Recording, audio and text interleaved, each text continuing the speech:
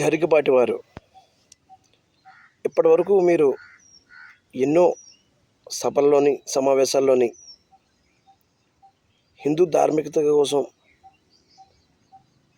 మీరు చెప్పినటువంటి ఉపన్యాసాలు ఎంతో మంచిగా ఉండేవి.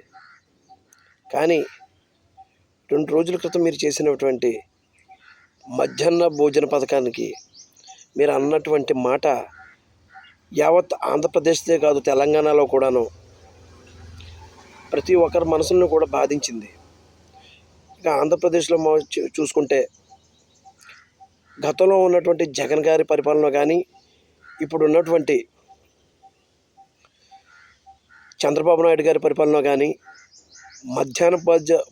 మధ్యాహ్న భోజన పథకం అనేది అది ఎవరైతే నిరుపేదల కుటుంబాలు ఉన్నారో, నిరుపేద కుటుంబం నుంచి ప్రభుత్వ బడుల్లో చదువుతున్నటువంటి వారికి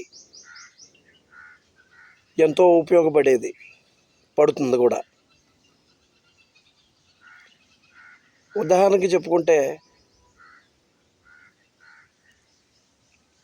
మేము చదువుకుతున్న టైంలో ఎక్కడ కూడా మధ్యాహ్న భోజన పథకం అనేది ఉండేది కాదు. దానివల్ల మేము స్కూల్కి వెళ్ళాలన్నా ఇబ్బందిగా ఉండేది. ఒకవేళ స్కూల్కి వెళ్ళి 2వ పూట చదవాలంటే ఒక పూట మధ్యాహ్నం భోజనానికి వచ్చి తిరిగి వెళ్ళలేకపోలేని పరిస్థితి వచ్చేది.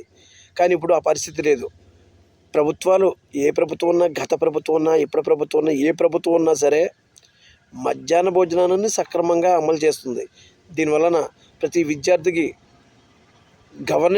గవర్నమెంట్ బడిలో చదువుకునే అర్హత వచ్చింది.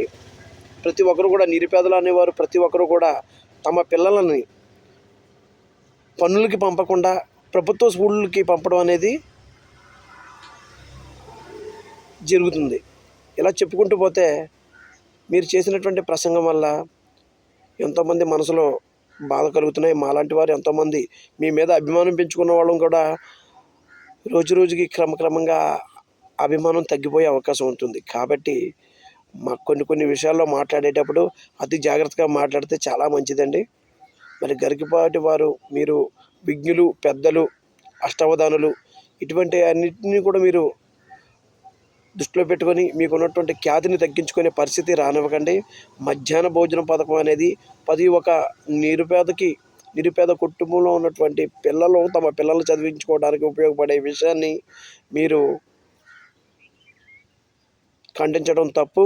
మీరు ఏ ఉద్దేశంతో అన్నారో తెలియదు, కానీ మీ ఉద్దేశానికి ఈ విధంగా మాట్లాడడం కరెక్ట్ కాదు.